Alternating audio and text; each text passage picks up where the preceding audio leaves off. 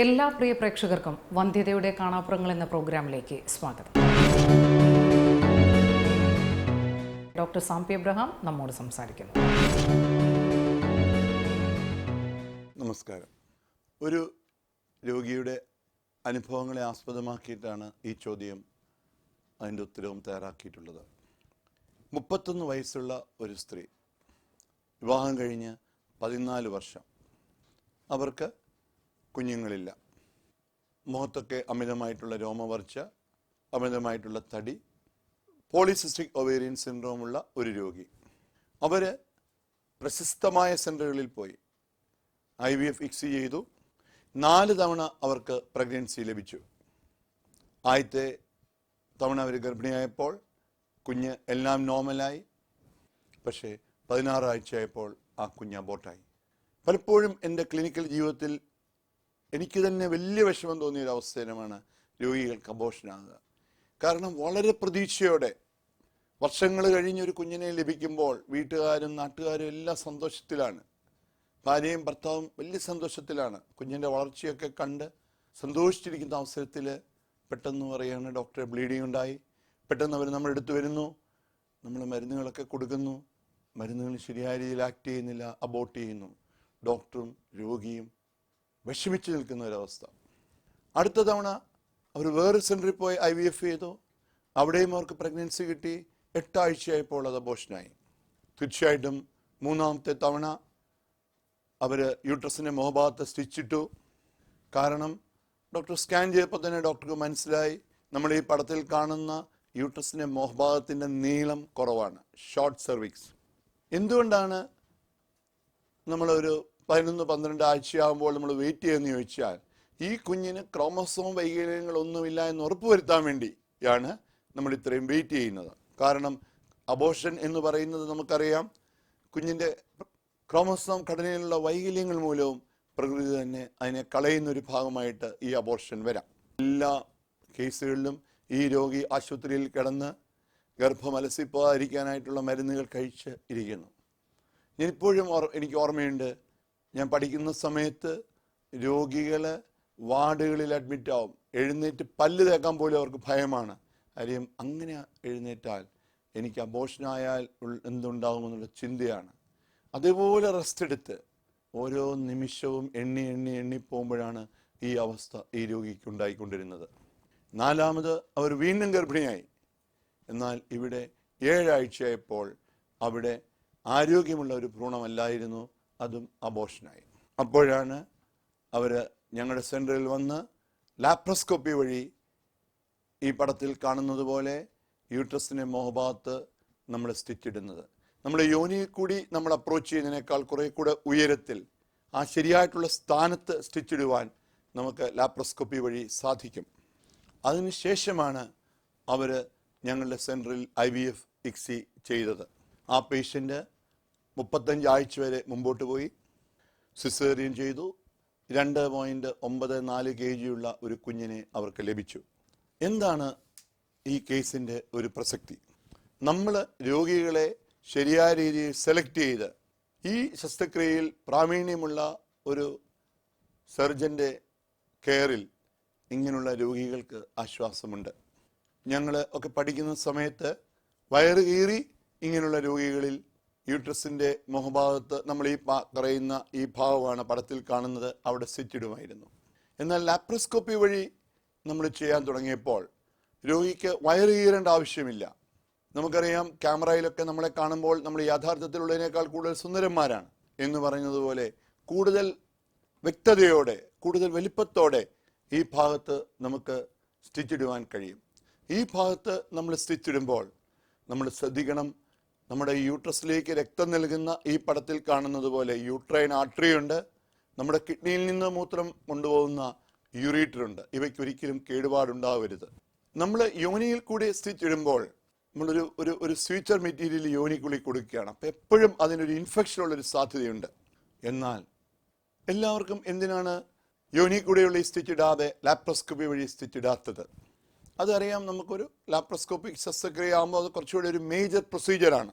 അപ്പോൾ ഈ രോഗിക്ക് നമുക്ക് ടേമായി കഴിഞ്ഞാൽ ഒരു ഉദാഹരണത്തിന് ഈ രോഗി ഒരു 34-35 ആഴ്ചയായെങ്കിൽ നമുക്ക് താഴെക്കൂടെയുള്ള സ്റ്റിച്ച് വേണേൽ മുറിച്ചു മാറ്റി താഴെക്കൂടെ വരുമോ ഇല്ലയോ എന്ന് നമുക്ക് നോക്കാം. എന്നാൽ ഇവിടെ നമുക്ക് ആ സ്റ്റിച്ച് മുറിച്ചു മാറ്റണമെന്നുണ്ടെങ്കിൽ നമ്മൾ വയറിൽ കൂടെ വീണ്ടും കയറേണ്ടത് കൊണ്ട് വീണ്ടും ഒരു പ്രൊസീജിയർ അവിടെ ആവശ്യമാണ്. അതുകൊണ്ട് അവർക്ക് സിസേറിയൻ സെക്ഷനാണ് കൂടുതൽ അഭികാമ്യം. ഗർഭിണിയായിരിക്കുമ്പോൾ നമുക്കിങ്ങനെ സ്റ്റിച്ച് ഇടാൻ പറ്റത്തില്ല, ഇടാം. പക്ഷേ രക്തസ്രാവത്തിനും ആ കുഞ്ഞു കിടക്കുന്ന ആവരണമായ കോറിയോണും അമ്നിയോണും ഇൻഫെക്ഷൻ ഉണ്ടായിട്ടുള്ള സാധ്യത കൂടും. ചെയ്യുവാൻ ശ്രമിക്കുന്നത് നേരത്തെ പ്രസവം നടക്കുവാൻ സാധ്യതയുള്ളവരിൽ, യൂട്രസിൻ്റെ മോഹഭാവമായ സെർവിക്സ് ഷോർട്ടായിട്ടുള്ളവരിൽ അവർക്ക് ലാപ്രോസ്കോപ്പിക് സർക്ലാജ് ഫലപ്രദമായ ഒരു ചികിത്സാ മാർഗമാണ്. ഇതിനെപ്പറ്റിയുള്ള പഠനങ്ങൾ കാണിക്കുന്ന എല്ലാവർക്കും ഇതിൻ്റെ ആവശ്യമില്ല. എന്നാൽ ഇത് വളരെ സഹായമായിട്ടുള്ള ചില രോഗികളുണ്ട്. പ്രത്യേകിച്ച് യോനി കൂടെയുള്ള സ്റ്റിച്ച് ഫലപ്രദമാകാഞ്ഞവരിൽ ഇനിയൊരു മാർഗമില്ല എന്ന് കരുതി നിങ്ങൾ വിഷമിക്കരുത്. തീർച്ചയായിട്ടും നിങ്ങൾ ലാപ്രോസ്കോപ്പി വഴിയുള്ള ഈ സ്റ്റിച്ച് ട്രൈ ചെയ്യണം. നേരത്തെ പറഞ്ഞതുപോലെ ചെയ്യുന്ന ആളുടെ പ്രാഗൽഭ്യം, സമയം, ശരിയായിട്ടുള്ള സമയം ഒക്കെ ഇതിനകത്തെ വിജയത്തെ ബാധിക്കുന്ന ഘടകങ്ങളാണ്. എന്നാൽ ഞാൻ ഈ നേരത്തെ പറഞ്ഞതുപോലെ കഠിനമായ നെഗറ്റീവ് അനുഭവങ്ങളിൽ കൂടി മുമ്പോട്ട് പോയ കുറേ രോഗികളെ, അവർക്ക് ആരോഗ്യമുള്ള കുഞ്ഞുങ്ങളെ നൽകുവാൻ ഈ സെൻറ്ററിന് ഈ മാർഗം മൂലം സാധിച്ചു. സെർവൈക്കൽ ഇൻകോമ്പിറ്റൻസ്, യൂട്രസിൻ്റെ മോഹഭാവമായ സെർവിക്സിൻ്റെ പ്രവർത്തനക്ഷമത കുറവ് 1% ആളുകളിൽ നമ്മൾ കാണാറുണ്ട്. അവർക്ക് മാസം തികയാതെ പ്രസവം നടക്കുക എന്നുള്ളതാണ് അതിൻ്റെ ലക്ഷണം. എന്നും ഈ രോഗികൾ എൻ്റെ മനസ്സിൽ വലിയൊരു സ്ഥാനം പിടിച്ചിരുന്നു. പലരെ ഞാൻ ആദ്യമൊക്കെ ഡെലിവറി എടുക്കുന്ന സമയത്ത് എനിക്ക് വ്യക്തമായിട്ട് ഓർമ്മയുണ്ട്. അവരുടെ മുഖം വളരെ ചിരിച്ച് സന്തോഷത്തോടെ, ഡോക്ടറെ കുഴപ്പമില്ല, ഓരോ ദിവസവും ചോദിക്കും എങ്ങനെയുണ്ട് ഡോക്ടറെ, ഇന്നും കുഴപ്പമില്ല. വളരെ പ്രതീക്ഷയോടെ, പ്രതീക്ഷകൾ അങ്ങനെ മുമ്പോട്ട് പോകുമ്പോഴാണ് ഡോക്ടറെ എല്ലാം തീർന്നു എന്ന് പറഞ്ഞ് വീണ്ടും അവർ ഈ പ്രശ്നത്തിലേക്ക് പോകുന്നത്. ഇന്നലെ രാവിലെ ചിരിച്ച് കളിച്ച് നമ്മുടെത്തിരുന്ന അവരുടെ ദുഃഖത്തിൻ്റെ ഒരു ഭാഗമാകുവാനായിട്ട് നിസ്സഹായമായി നോക്കി നിൽക്കുവാൻ കഴിഞ്ഞിരുന്ന ആ അവസ്ഥയിൽ നിന്ന് ഇന്ന് ഈ രീതിയിലുള്ള ചികിത്സാ സംവിധാനങ്ങൾ വന്നിട്ടുണ്ട് എന്നുള്ളത് തീർച്ചയായിട്ടും ഒരു വലിയ ആശ്വാസമായി എൻ്റെ മനസ്സിന് തന്നെ അനുഭവപ്പെട്ടിട്ടുണ്ട്. ഇവിടെ നമ്മൾ മനസ്സിലാക്കേണ്ടത്, രോഗിക്ക് നമ്മൾ നോക്കുമ്പോൾ ചിലപ്പോൾ സെർവിക്സ് ഒക്കെ ഏർലി പ്രഗ്നൻസി വളരെ നോർമലായിരിക്കും. പക്ഷേ അവരുടെ ഹിസ്റ്ററിയാണ് ഏറ്റവും പ്രധാനം. നേരത്തെ യൂട്രസിൻ്റെ മോഹഭാഗത്ത് എന്തെങ്കിലും ശസ്ത്രക്രിയ ചെയ്തവരിൽ ഇങ്ങനെയുള്ള റിസ്കുകൾ കൂടുതലാണ്. യൂട്രസിൻ്റെ മോഹഭാഗത്ത് ഒരു ദ്രാവകം ഉണ്ടാവുന്നത് എല്ലാവർക്കും അനുഭവമുള്ളതാണ്. ഈ ദ്രാവകത്തിനൊരു വലിയ പങ്കുണ്ട് ഈ കിടക്കുന്ന കുഞ്ഞിനെ രോഗാണുബാധയിൽ നിന്ന് സംരക്ഷിക്കുക എന്നുള്ളതാണ്. പ്രകൃതിയുടെ കുഞ്ഞിന് നൽകുന്ന ഒരു കവചമാണത്. നമ്മുടെ കോശങ്ങളുടെ ഒരു ഭാഗമായ കൊളേജൻ എന്ന ഭാഗത്തിൻ്റെ പ്രവർത്തന വൈകല്യം കൊണ്ട് ഇത് വരാം. ഞാനത് കുറച്ചുകൂടെ വിശദമായിട്ട് എക്സ്പ്ലെയിൻ ചെയ്യാം. നമുക്കറിയാം, ചിലർക്ക് ഹെർണിയ ഉണ്ടാവും, ചിലർക്ക് ഹെർണിയ ഉണ്ടാകത്തേയില്ല. എന്താണത് കാരണം? കാരണം അവരുടെ കോശങ്ങളിലുള്ള കൊളേജൻ ഘടകങ്ങളുടെ പ്രവർത്തന വൈകല്യമാണ് ചിലരെ ഈ രീതിയിലുള്ള ഹെർണിയയ്ക്കൊക്കെ കൂടുതൽ സാധ്യത ഉണ്ടാക്കുന്നത്. ഇങ്ങനെയുള്ളവർക്ക് നമ്മൾ യോനിക്കൂടെയുള്ള സ്റ്റിച്ച് ഇടും. അതിനാണ് വജൈനൽ സെർവൈക്കൽ എൻസർക്ലാജ് എന്ന് പറയുന്നത്. ഷിറോദ്കർ 1950, മെക്ഡൊണാൾഡ് 1957. ഇത് ഒത്തിരി പേർക്ക് ആശ്വാസമായിട്ടുണ്ട്. എന്താണ് ശസ്ത്രക്രിയാ ലോകത്തിൽ വന്ന ഏറ്റവും വലിയ മാറ്റം എന്ന് ചോദിച്ചാൽ ഞാൻ പറയും അത് ലാപ്രോസ്കോപ്പിയാണ് എന്ന്. തീർച്ചയായിട്ടും യൂട്രസിൻ്റെ മോഭാഗം ക്ഷതം പറ്റിയവരിൽ അല്ലെങ്കിൽ ജന്മനാ തന്നെ ആ ഭാഗം വീക്കായിട്ടുള്ളവർക്ക് ഈ മാർഗം വളരെ ഫലപ്രദമാണ്. ഒന്നുകിൽ പ്രഗ്നൻസിക്ക് മുമ്പ് തന്നെ ചെയ്യുകയാണ് ഏറ്റവും നല്ലത്, അല്ലെങ്കിൽ ഏർലി പ്രഗ്നൻസിയിലാണ്. കാര്യം പ്രഗ്നൻസി മുമ്പോട്ട് പോകുന്തോറും ഈ ശസ്ത്രക്രിയ പ്രശ്നങ്ങളുണ്ടായിട്ടുള്ള സാധ്യതകൾ കൂടുകയാണ്. നമുക്കറിയാം, ഇതേപ്പറ്റിയുള്ള കൂടുതൽ പഠനങ്ങൾ വന്നുകൊണ്ടിരിക്കുകയാണ്. ഇതൊരു 100% മാർഗമാണ് എന്ന് ഞാൻ അവകാശപ്പെടുന്നില്ല. പക്ഷേ നമ്മളെപ്പോഴും പറയാറുണ്ട്, വെള്ളത്തിൽ മുങ്ങിത്താഴുന്ന ഒരാൾക്ക് ഒരു കച്ചി തുരുമ്പ് കിട്ടിയാൽ പോലും അത് അവൻ്റെ മനസ്സിന് ഒരു ബലം നൽകും. ഞാൻ നേരത്തെ പറഞ്ഞതുപോലെ അത്യാധുനികമായിട്ടുള്ള ടെസ്റ്റ് ബേബി ചികിത്സ ചെയ്ത് കടമെടുത്ത് കയ്യിലുള്ളതെല്ലാം വിറ്റ് കുഞ്ഞിനു വേണ്ടി ശ്രമിച്ചിട്ട് അബോഷനായി, ഇനി ഒരു മാർഗവുമില്ല എന്ന് ചിന്തിച്ച് ജീവിതം തീർന്നു എന്ന് കരുതി നിൽക്കുന്ന ആളുകളിൽ ഈ മാർഗം ഫലപ്രദമാണ് എന്ന് തെളിയിക്കുവാൻ ഞങ്ങൾക്ക് കഴിഞ്ഞിട്ടുണ്ട്. പ്രശസ്തമായിട്ടുള്ള ലാപ്രോസ്കോപ്പിക് സെൻ്ററുകളിൽ ഈ ശസ്ത്രക്രിയകൾ ചെയ്യുന്നുണ്ട്. എന്നാൽ ഇത്തരത്തിലുള്ള കേസുകളുടെ എണ്ണം കുറവാണ്. കൂടുതലായിട്ടുള്ള പേപ്പറുകൾ ഇതേപ്പറ്റി വന്നുകൊണ്ടിരിക്കുന്നതേ ഉള്ളൂ. നമ്മൾ യൂട്രസിനെ ഭാഗത്ത് സ്റ്റിച്ചിടുമ്പോൾ വരാവുന്ന ഒരു പ്രശ്നം അവിടെ ഉണ്ടാകുന്ന ഇൻഫെക്ഷനാണ്. അതുകൊണ്ട് യോനി കൂടെ സ്റ്റിച്ചിട്ടുള്ളവരെപ്പോഴും ഈ ഇൻഫെക്ഷനെ പറ്റി ശ്രദ്ധിക്കേണ്ടതാണ്. അവർക്ക് അബ്നോർമലായിട്ടുള്ള സ്രവമോ ഒക്കെ ഉണ്ടായാൽ തീർച്ചയായിട്ടും ഉടനെ തന്നെ ഡോക്ടറെ കാണുകയും ഈ ഇൻഫെക്ഷൻ കുഞ്ഞിന് എത്തുന്നില്ല എന്ന് ഉറപ്പുവരുത്തേണ്ടതുമാണ്. ഗർഭാശയാവരണത്തിൻ്റെ കട്ടി കുറഞ്ഞവർ, തിൻ എൻഡോമെട്രിയം, നമുക്കറിയാം ഒരു ആരോഗ്യമുള്ള ഒരു കുഞ്ഞിന് വളരണമെന്നുണ്ടെങ്കിൽ അതിനെ വളർത്തുവാൻ കഴിവുള്ള ഒരു ആവരണം ഉണ്ടാവണം. ഇതാണ് നമ്മൾ കാണുന്ന എൻഡോമെട്രിയം. ഒരു കരട് പോലുള്ള ഒരു ഭ്രൂണത്തെ ഒരു ആരോഗ്യമുള്ള കുഞ്ഞാക്കുവാനായിട്ട് കഴിവുള്ള മാന്ത്രിക കോശങ്ങൾ. ഈ ആവരണത്തിൻ്റെ പ്രവർത്തനക്ഷമത കുറവ് വന്ധ്യതാ ചികിത്സയിൽ എപ്പോഴും ഒരു വെല്ലുവിളിയാണ് ഡോക്ടർമാർക്ക്. നമുക്കറിയാം, നല്ലൊരു വിത്ത് കിട്ടിയതുകൊണ്ട് മാത്രം കർഷകന് നല്ല വിളവ് കിട്ടുകയില്ല. അവന് നല്ല ഭൂമി ഉണ്ടാവണം, വിത്ത്, പാടം. അവൻ രാവും പകലും അവിടെ ആ ഭാഗം കിളച്ച് കളകളെല്ലാം പറിച്ച് വെള്ളമിട്ട് പാടത്തെ അവന് തയ്യാറാക്കിയെടുക്കും. എന്ന് പറയുന്നത് പോലെയാണ് ആവരണം.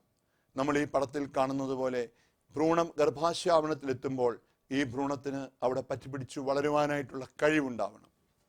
അപ്പം ആരോഗ്യമുള്ള ഭ്രൂണം കിട്ടിയിട്ടും പ്രഗ്നൻസി കിട്ടാത്തവർക്ക് അതിനാണ് ഞങ്ങൾ ഇംപ്ലാന്റേഷൻ ഫെയിലിയർ എന്ന് പറയുന്നത്. അത് ശാസ്ത്രലോകത്തിന് ഒരു വെല്ലുവിളിയാണ്. ഗർഭാശയാവരണത്തിന് ഇൻഫെക്ഷൻ വന്നിട്ടുള്ളവരിൽ, TB ഇൻഫെക്ഷൻ വന്നിട്ടുള്ളവരിൽ, നമുക്കറിയാം TB ഇൻഫെക്ഷൻ നമ്മൾ എന്തുകൊണ്ട് ഭയപ്പെടുന്നു? അത് ആ ഭാഗത്തെ നശിപ്പിക്കും. ഒരു പട്ടാളക്കാർ ഒരു രാജ്യത്തെ ആക്രമിച്ചാൽ അവരവിടുത്തെ ജനങ്ങളെ കൊല്ലും, അവിടുത്തെ വിളവെല്ലാം നശിപ്പിക്കും, ആ രാജ്യത്തെ അവർ ലൂട്ട് ചെയ്യും എന്ന് പറയുന്നത് പോലെയാണ് ചില രോഗാണുബാധ. അതുപോലെ തന്നെ വെല്ലുവിളിയാണ് ഡോക്ടർമാർക്ക്. ഓവറിയുടെ പ്രവർത്തനക്ഷമത കുറവാണ്, ആരോഗ്യമുള്ള അണ്ടം കിട്ടുന്നില്ല. എത്ര മരുന്ന് കൊടുത്തിട്ടും ഓവറിയിൽ നിന്ന് അണ്ടം വരുന്നില്ല, അല്ലെങ്കിൽ വരുന്ന അണ്ടത്തിൻ്റെ നിലവാരം കുറവാണ്, ഓവറിയുടെ പ്രവർത്തനക്ഷമത കുറവാണ്. Poor ovarian reserve. അതുപോലെ തന്നെ കുടുംബജീവിതം താമസിച്ച് തുടങ്ങുവാൻ പ്രേരിക്കപ്പെട്ടു. അതായത് വിദ്യാഭ്യാസം, ജോലി ഇതൊക്കെ നേടി വന്നപ്പോഴത്തേക്കും വിവാഹ ജീവിതം വൈകിപ്പോയി. അപ്പോഴാണ് അവർക്ക് മനസ്സിലായത് കാൽക്കുലേഷൻസ് ഒക്കെ തെറ്റുന്നു, ഉദ്ദേശിക്കുന്ന ഫലം ചികിത്സ കൊണ്ട് ലഭിക്കുന്നില്ല, അല്ലെങ്കിൽ ഭാര്യയും ഭർത്താവും തമ്മിൽ ഒരു രീതിയിൽ പൊരുത്തപ്പെട്ടു പോയില്ല, വിവാഹബന്ധം വേർപെടുത്തി, വേറൊരു വിവാഹ ജീവിതത്തെ പറ്റി ചിന്തിച്ചു, വിവാഹം കഴിച്ചു. അപ്പോഴാണ് മനസ്സിലാവുന്നത് ഓവറിയുടെ പ്രവർത്തനം കുറഞ്ഞുവെന്ന്. പ്രായമാകുന്നതിന് മുമ്പ് തന്നെ ഓവറിയുടെ പ്രവർത്തനം നിലയ്ക്കുന്ന അല്ലെങ്കിൽ കുറയുന്ന പ്രിമച്വർ ഒവേറിയൻ ഫെയിലിയർ എന്ന അവസ്ഥ, ഇവയൊക്കെ ഇന്നും ശാസ്ത്രലോകത്തിന് വെല്ലുവിളിയാണ്. ഇങ്ങനെയുള്ള കേസുകളിൽ ഇന്ന് നമ്മുടെ രക്തത്തിലുള്ള ഘടകങ്ങളെടുത്ത് നമ്മൾ ഈ ആവരണത്തിനുള്ളിലേക്ക് ഇഞ്ചെക്റ്റ് ചെയ്യുക, ഓവറിക്കുള്ളിലേക്ക് ഇഞ്ചെക്റ്റ് ചെയ്യുക. ഇതുമൂലം ഓവറിയുടെ പ്രവർത്തനവും ആവരണത്തിൻ്റെ പ്രവർത്തനവും ഉത്തേജിക്കപ്പെടുന്നു എന്നുള്ള പഠനം ശാസ്ത്രലോകത്തിന് വലിയൊരു പ്രതീക്ഷ ഈ കാര്യത്തിൽ നൽകിക്കൊണ്ടിരിക്കുകയാണ്. ആവരണത്തിന് എന്ത് ചികിത്സ കൊടുത്തിട്ടും ആവരണം പ്രതികരിക്കാത്തവരിൽ, വേറെ ഗർഭപാത്രം വാടകയ്ക്കെടുത്ത് ഈ ഗുണത്തെ ട്രാൻസ്ഫർ ചെയ്യണമെന്ന് ചിന്തിച്ചവരിൽ, തൻ്റെ രക്തത്തിൽ പിറന്ന കുഞ്ഞിനെ ഒരിക്കലും ലഭിക്കുകയില്ല എന്ന് മനസ്സിലാക്കി മുമ്പോട്ട് പോകാൻ തീരുമാനിച്ചവരിലൊക്കെ ഇത് വലിയ ഒരു പ്രതീക്ഷ നൽകുന്നുണ്ട്. നമുക്കറിയാം, നമ്മുടെ കൊച്ചുകുട്ടികളായിരിക്കുമ്പോൾ നമ്മൾ വീണ് കഴിഞ്ഞാൽ നമ്മുടെ ശരീരത്തിൽ മുറിവുണ്ടാവും. കുറച്ച് കഴിഞ്ഞ് നോക്കിയാൽ അവിടെ നിന്ന് ഒരു മഞ്ഞ കളറുള്ള ഒരു ദ്രവം വരും, അതിങ്ങനെ ഒട്ടിപ്പിടിച്ചിരിക്കും. പിറ്റേ ദിവസം നമ്മൾ നോക്കുകയാണെങ്കിൽ ആ മുറിവിൻ്റെ രണ്ടറ്റവും പയ്യെ ക്രമേണ ചേരും. കുറച്ച് കഴിയുമ്പോൾ അവിടെ ഒരു കറുത്ത ഒരു പൊറ്റ പോലെ വരും, ആ മുറിവ് കരിയും. എന്താണ് അവിടെ സംഭവിക്കുന്നത്?